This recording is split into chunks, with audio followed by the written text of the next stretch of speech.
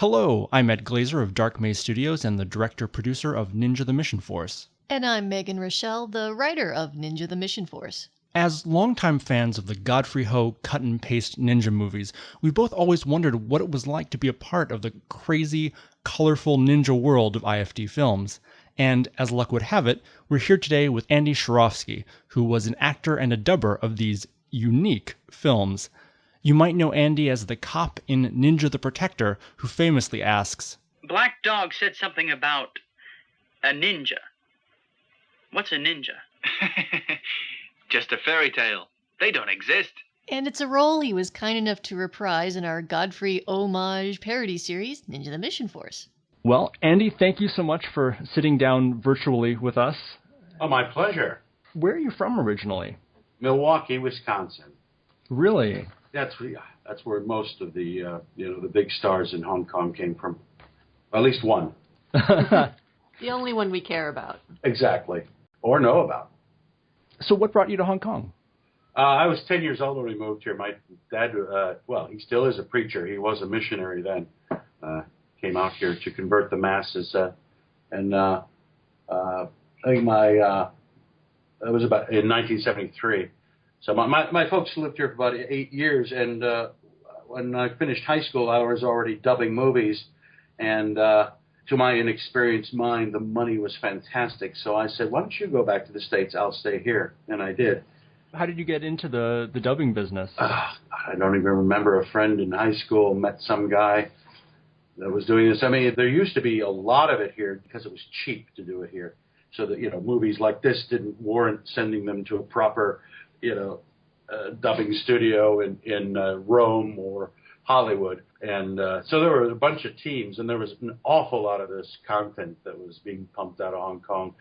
Some of it went to the States. Most of it went to Africa and Indonesia, and places that really couldn't afford real movies. So, there was probably 5-6 different teams of English language dubbers. And you'd hop from one to another, and it was, honestly, it was pretty good money. We were, a day of work would be, $150, $200, depending on how generous they were. And that was 30 years ago, so it wasn't bad for a teenager's job. Nice. I know that they used to kind of troll through Chungking Mansion and some of those places to kind of pick up any Caucasians who were there and say, hey, you want to dub a movie? Yeah, pretty much. The only stipulation was you had to have a facile enough mind to be able to read the script, watch the loop at the same time. The loops weren't set up in any sort of usable fashion. They would just cut the movie into a 1 minute or 2 minute or 3 minute loop, stick all the characters in front of the microphone with a script, and you had to keep one eye on the character's lips and one eye on the script and just bang it out. So acting was not their prime motive. It was just getting the lines out, almost syncing to the lip movements, and that was about it. So it's not like modern looping where you basically have one line that loops over and over and over again until you nail it. Nope. And in fact, it still isn't. I once in a while, there's a friend of mine that still does it. I mean, for pretty big name films here, some of the larger, studio movies that are made out here. And they still don't do it that way. Of course, it's a lot easier now because it's, it's all recorded digitally, so they can hop in and hop out, in the middle of a phrase. But they still don't edit the film out phrase by phrase and let you do it properly. So even now, an hour and a half, a 90-minute feature film will be dubbed in 2 days, maybe. I love the idea of it being dubbed like radio drama, of just one take, go. It really is. Yeah, it really was. You'd get some of the dubbing guys that thought they would, revolutionize it and say to everybody, okay, everybody, we're all standing up now. No sitting down. I want better performances. That would last for about an hour, and everybody pull the bar stools over and say, fuck off. Was there anything that made IFD different to work for than any of the other companies, or were they all pretty much the same? They're all pretty schlocky. Who knows what was going on. It was such a commodity. I think people learned that they could make a suitcase full of these lousy movies, and they could go to a film festival. I mean, really, they could go to Cannes, rent a hotel room, and somebody would buy it. You know, they had the budgets were minuscule, and if they could sell it for more than their budget and the cost of their holiday in Cannes, they figured, why not? And, you know, you do that a couple of times, and they say to each other, well, let's just keep making these things. And so they did. Hey, who wouldn't? Yeah. I mean, there's always been talk about the movie industry being ruled by triads and all that stuff, and there's probably a lot of that true. But if these guys were mobbed up, they were mobbed up with like the baby triads. You know, I don't think there was any Mr. Big behind these things. So when did they ask to put you in front of the camera? Oh, we would dub for Godfrey, and then, he'd say, "Oh, I'm making a movie next week. What can you work on Tuesday?" And you'd say, "Sure." And that was about all you were given. You'd show up in whatever clothes you were wearing that day, and okay, you're a policeman. Oh, okay. It wasn't one of Godfrey Ho's. It was rather a bigger production, starring a guy called Chan Wai Man, that I was in quite a lot, and I must have been all of 21 years old, and looking as baby-faced as I did in the Godfrey Ho productions, and he said, and I go in and say, "Okay, you're a mafia guy," and I said, "I look about as much of a mafia guy as you do," and they said, "Oh, it doesn't matter, just stand there and get hit." Yeah, that's City Ninja, which is also known as Ninja Holocaust, or my favorite title, Rocky's Love Affairs, because it's about a boxer, and I guess someone figured, let's use the Rocky name to kind of cash in. Well, if that is the same one, and I appreciate your research. That one got really popular in Hong Kong because it starred. There's a sex scene with what's her name, Mona something or other, and I think she was kind of an actress, a little bit past her sell-by date. But I think the local population were very interested in seeing her get her kid off and have a sex scene. So yeah, I got that one got me stopped in the street quite a few times.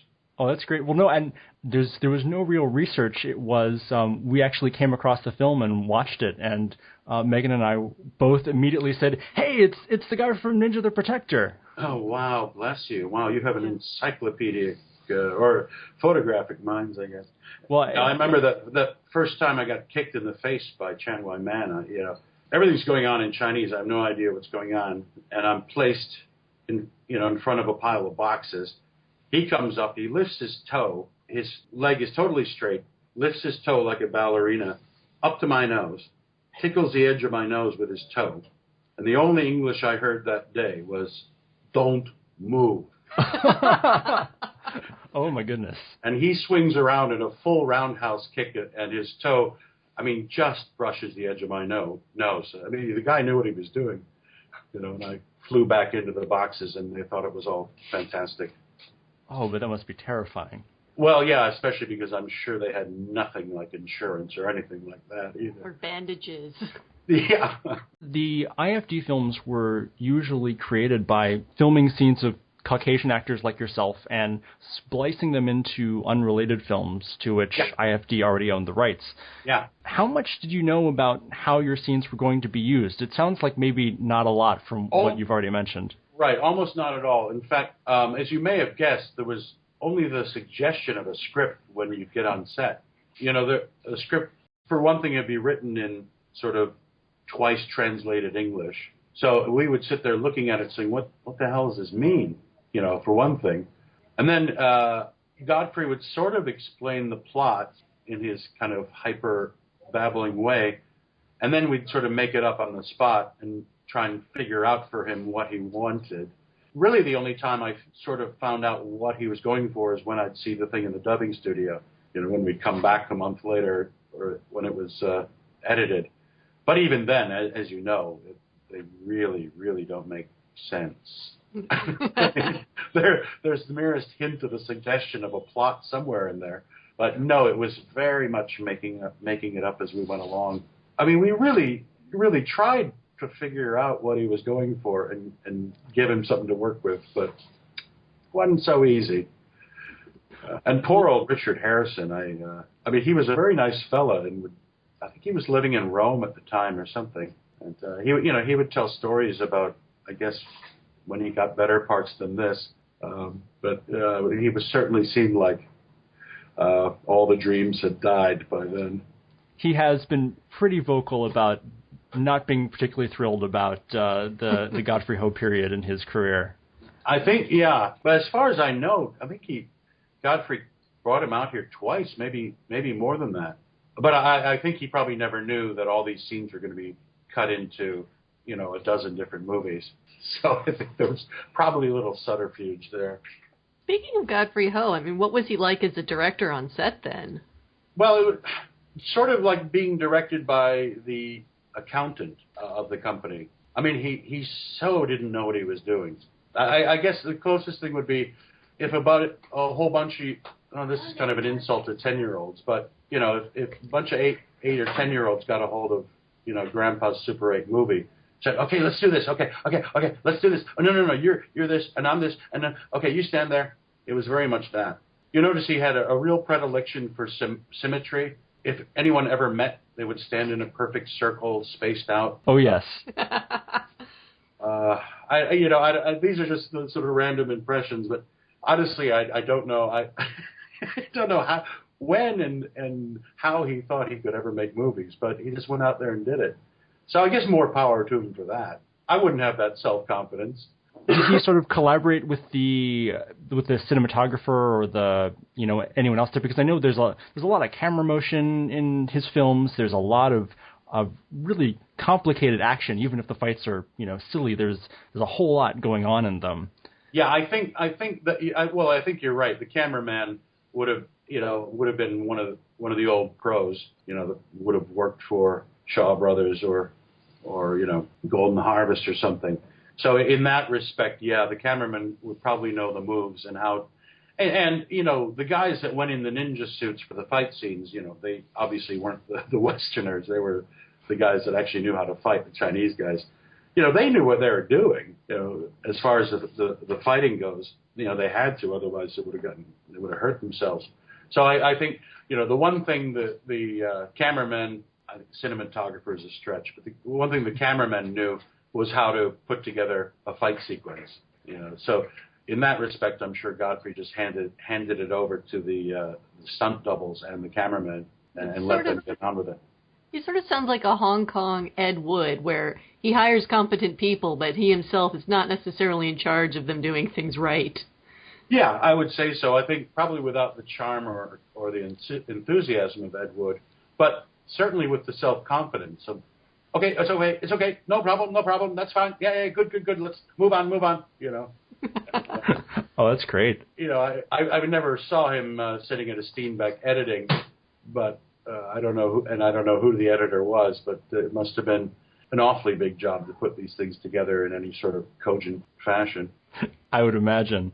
Well, speaking of camera and equipment and stuff, how much equipment did these productions have? Were there lots of lights and reflectors and so on, or very little? Yeah, it'd be one Aeroflex camera. It'd probably be a couple of lights and a lot of styrofoam sheets reflecting whatever other light was in the room or outside. I mean, the whole crew. We film an exterior shot. I think the whole crew, including director, maybe be 4 or 5 people. You get that impression, but most of those were just there to carry stuff and, as you say, hold light reflectors. Mm-hmm. So, as you were working on these, I mean, what were your thoughts about them at the time? Oh, I think it was just a lark. He also didn't pay anything. Being on screen paid less than dubbing. If I recall correctly, it was probably about $75 for the day, and plus, if you got in any action scene, you probably ruined your clothes too. So. That's a good point. It really was just play acting, and I don't think. Well, I certainly never thought this was. Hey, this is going to be. This is the start of something big. Your big break. Yeah.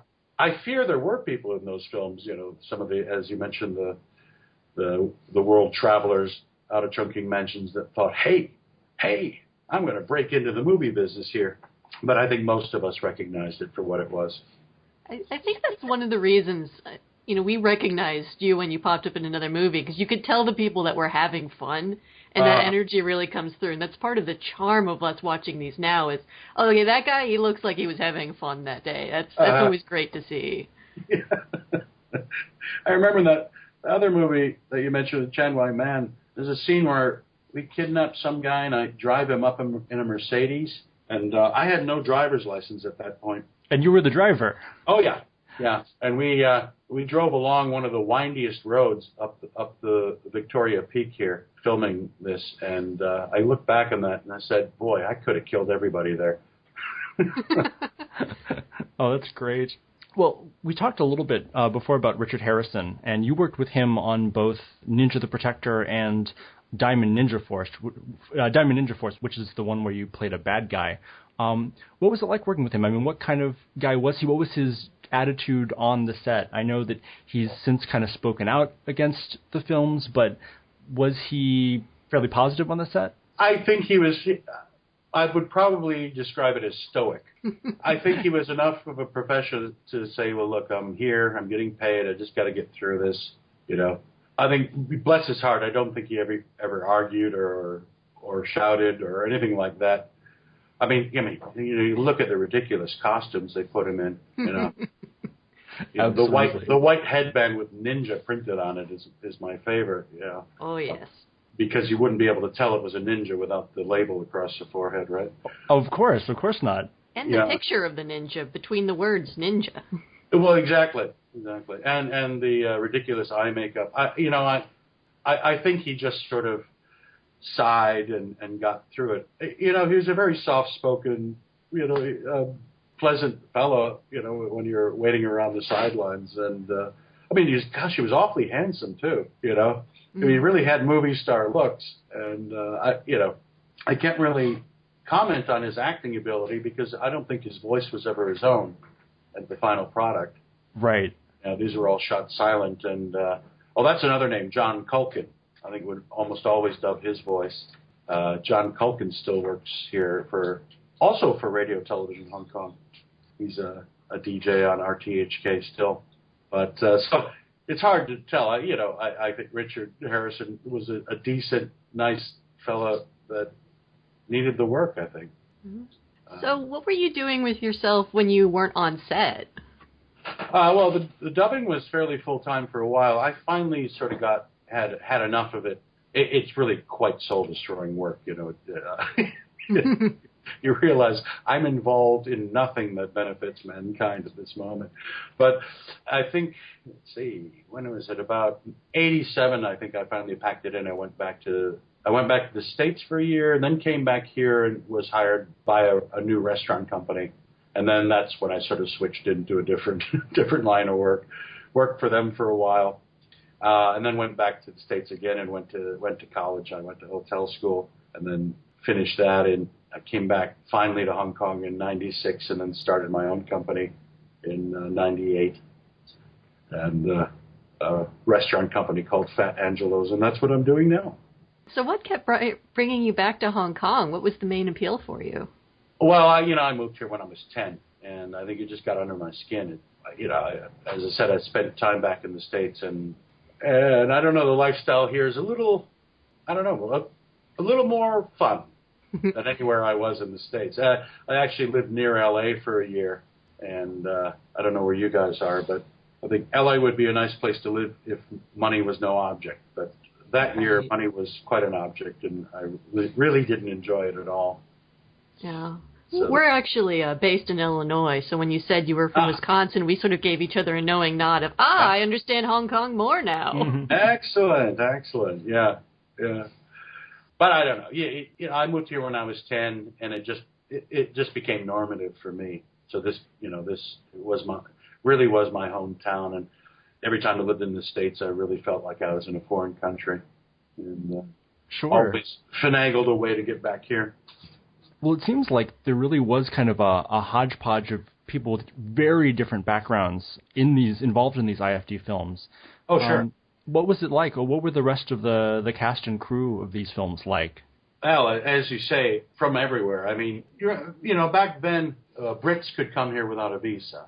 So you had a lot of, kids from England. And that time, the economy in England was pretty crappy. So that you had a lot of people sort of economic migrants coming from England out here to try it. And, you had a lot of people who would fall into English teaching, fall into dubbing.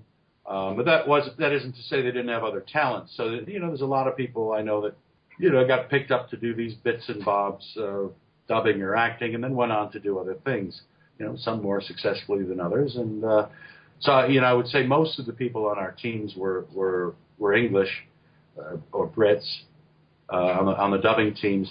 And on the films, as you rightly pointed out, they would troll through chunking mansions. There'd be ads up on bulletin boards at, travelers' hostels, be in a movie, call this number, that sort of thing. So, yeah, you had people from everywhere. And, of course, accents didn't matter because it was all dubbed in later. And, he wouldn't even record guide tracks or anything.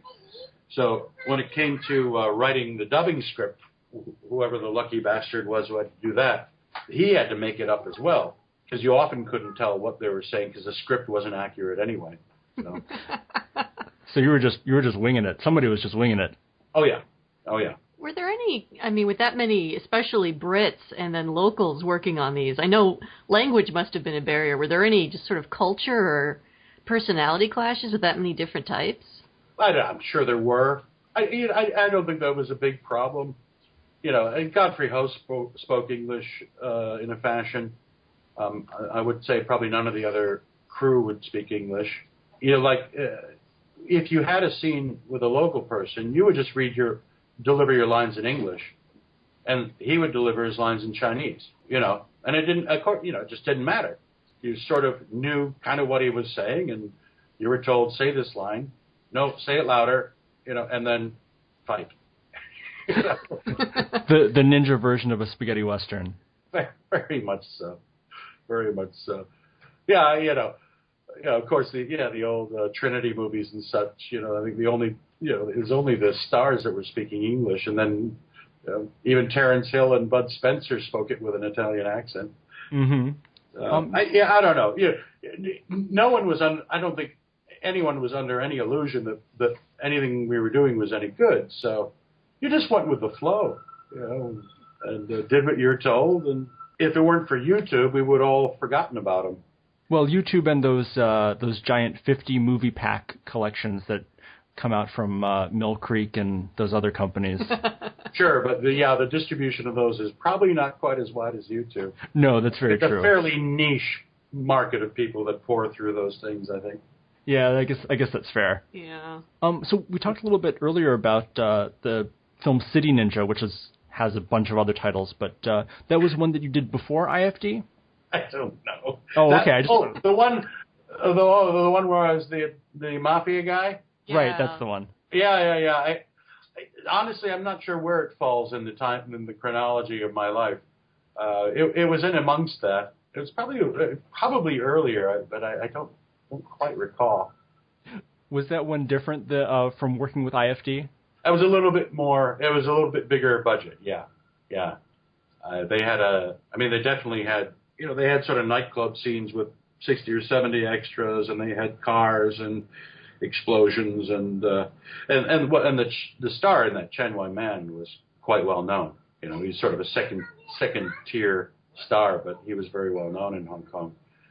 Certainly known as kind of a bad boy. I think he went to jail a few years later. It was a weapons possession charge or something like that. Oh wow! But, there's strict gun control here. Anyway. So that one was actually a little bit more, a little closer to what real professional movie making would be, and wasn't totally horrible, and kind of had a plot and all that stuff. Imagine that. Yeah, I know. Amazing. One of the more disturbing film sex scenes we've seen in a while, actually. Oh, well, yeah, because there's the one where they have sex on the exercise equipment. Oh yeah. I think I did look at that a few months ago. It's memorable. I'll give it that. Yeah. So what were your best and worst memories of those IFD days? Well, filming outside during the summer, the spring in Hong Kong, very hot, very sweaty. You'll notice if you look closely, my armpits are almost always wet. Sticky. I mean, I don't want to slander Godfrey Ho, but Richard Harrison did tell me a story about when he was here the previous year or something, and one of the plot points was that he had a little dog, and then the bad guys killed the dog. Well, Harrison told us that Godfrey Ho actually did kill the dog. Yeah, I've heard that story. Also making the movie, and then the dog's carcass had to be kept in the fridge for a week while they reused it for shots. So things that no filmmaker would get away with in America. Well, God forbid they get away with it anywhere. Yeah, well, no, true enough. So that kind of sunk my opinion of Godfrey. Mm-hmm. But yeah, there perhaps a big cultural difference or a big difference now between now and 25 years ago in people's mindsets. But that was pretty disturbing. Mm-hmm. Allegedly. He Right. allegedly did that. I didn't see it with my own eyes. Put the whole thing in quotes, Yes, thanks. even though it's only in audio. I'm making air quotes, internet people. That's right. Come and get me. Bring it on, Godfrey. So, any particular good memories? I mean, we all sort of imagine it's, a bunch of Americans and Brits in their 20s in Hong Kong, so people imagine all kinds of things, but just any great memories on or off the set of those days? Well, I think, even though, these movies are just horrible, most of us knew it while we were doing it. So you'd stand off screen and just laugh. And, it's sort of like our own Mystery Science Theater 3000 while they're making the movie. You stand off camera and say, oh, my God, look what they're doing there. So I do recall an awful lot of falling about laughing on set, both on set and in the in the dubbing studio. I wish I had a specific instance for you, but I think the main point is we knew, everyone knew that this was crap and this wasn't really how mainstream movies were made. What do you think of these movies now, and more specifically, what do you think of the cult following that they seem to have gathered? Well, I'm certainly not surprised. I was a huge fan of Mystery Science Theater from its inception when I first sort of wandered into it on some channel when I was back in the States for a vacation or something. And I think as fodder, I would assume that the cult following, is mostly from an ironic standpoint. I guess there'll probably be a smaller niche that really do analyze the films and analyze the fight moves and all that. But I think most people just watch them because they're such clangingly bad scenes, and you can take the piss out of them with a bunch of your friends with a case of beer. So I think it's funny that way. I'm sure you've seen the film The Worst. What is it? The Worst Best Movie or The Best Worst Movie? Oh, right, the documentary on Troll 2. About Troll 2. Which is just hilarious. And, so I think, God bless Godfrey Ho to bringing all this joy to people's lives, even though that wasn't his intention, or wasn't his intention quite that way.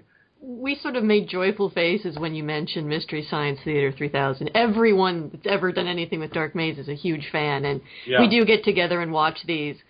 We watch a lot of movies and sort of just take pot shots at them, but we really love these because they're ridiculous, but there's so much energy and joy and sheer madness. And they're so earnest. It's sort of that in Turkish movies. They're so earnest and they're just going for it, and there's robots sometimes for no reason, and you just have to love that about them. You got a lot of those moments where you go, wait, what? Yeah. Why? Who decided he has a Garfield phone? Oh my God, we need a Garfield phone. Yeah, right, Garfield phone. Ed actually, after seeing that, he did hunt down a Garfield phone just to have. Well, I did. No kidding. Because Richard Harrison has the Garfield phone in a couple of his films, including Diamond Ninja Force, which you're in. And I thought, I have to get one of these now. And I thought, I've got to do some sort of Godfrey Ho parody thing in the future. I don't know what it's going to be yet, but I'm going to get this phone. I'm going to track it down on eBay, and I did. Fantastic. Yeah. So this series is based on the fact that Ed had this phone based on the fact that that phone was in that scene. So You just need a kernel. That's it. A kernel. It only takes a spark to get a fire going. Yeah, you know. a tiny seed of madness. Well, just thinking, what was it back? Mid '80s. Well, Garfield was huge then, right? Oh yeah. So they probably thought, oh, we need something sophisticated that Westerners will identify with. I know, Garfield. Now, it always reminds me, I actually had a phone from Singapore that was exactly modeled in McDonald's French fries, and I think it was the same thing of the West in electronic form. Right. Here's some French fry phone. What? Yes, here's something you can identify with. And it's the most wonderfully goofy thing, because here you've got Richard Harrison, star of spy movies and spaghetti westerns and all kinds of films, looking very dignified and handsome. The phone rings, you don't see it, he goes to sit down, and close up on a Garfield phone, and your brain just explodes. You couldn't have thought that up if you were writing a spoof. Yeah. That's actually the hard thing with writing Into the Mission Force is no line I could come up with, no prop, no situation is ever as absurd and out of left field as what actually happened in these movies. That's true. It's a hell of a challenge. They're really hard to spoof because they're already 7 layers over the top. So we just sort of did the same thing. Yeah. God, it must be fun. And I suppose you just have a cornucopia of material to work with. It must take ages to go through it all. It's sort of an embarrassment of wackiness, but yeah. we sort of embody it all. The slogan for this entire project is never explain, never apologize. True. So, as long as it doesn't make sense at the end of the day, we've done our job. Well, that certainly could have been Godfrey Ho's motto as well. I'm sure it was, just probably got mistranslated. In fact, God, I just remembered, one of the things I used to do in the dubbing studio, because it was just ages and ages of sitting around doing nothing while other people were doing their bit, was I taught myself how to knit, because it was too dark to read. I think I just fell in love with you a little bit. Yeah, so I taught myself how to knit, and I think one of the third or fourth things I ever made was Godfrey Ho had a baby, and I knit little footy trousers for the baby. Oh my gosh, that's wonderful. Yeah, he was very appreciative. They didn't say ninja on them, did they? No. Oh well, that's a shame. They were just dark blue yarn. Sure. Ninja baby. Ninja baby footy trousers. There you go. There's your next movie. I love it. Ninja baby footy trousers. Green light. It's the sequel to Ninja the Mission Force. Absolutely. Well, it's just been a joy to have someone who lived that whole thing. We've both been dying to know what it was actually like to be involved in these crazy films in the 80s in Hong Kong. Yeah. And it's just been terrific to talk to you and get the real scoop. It's been my pleasure. I mean, not too often that anyone brings it up, but it's fun to reminisce. It certainly was. When I do run into people that you used to dub with and stuff, that's the one thing that always comes up. It's just you get into these 5-10 minute laughing jags where you were absolutely couldn't breathe. You're absolutely cramping up from laughing so much, and that would happen on a sort of bi-weekly basis. So there was a lot of joy involved in it. Well, I have to say we've gotten more joy out of watching your performances than a lot of Hollywood actors I could name, and I really mean that. We do occasionally. We didn't know your name at first, so you were What's a Ninja Guy. That's right. But we just. But when all of our friends knew what we meant. We knew. That was all that dialogue was made up. I recall that script. It was a bunch of garbage, and he got across to us that we were supposed to be skeptical. So I might even credit myself with writing that line. I don't recall exactly. It's one of the most memorable lines ever. Oh yeah, absolutely. I mean, that's one of the things that makes it stand out, because the whole idea of Richard Harrison in the goofy camo ninja suit and coming back and telling you guys to go catch the guy, and the villain is always like, only a ninja can defeat a ninja, and you're like, what's a ninja? Well, now I'm very eager for you to finish your project so I can see it. Absolutely. Well, and I will be keeping you posted. It comes out, we're premiering the first episode on February 16th, and we're going to do it weekly for the full 10 episodes. So it's going to be a blast. We're really excited about it. And I pre-approve any releases you need. But Andy, thank you so much for sitting down with us and sharing your experiences. This has just been a complete blast. No problem.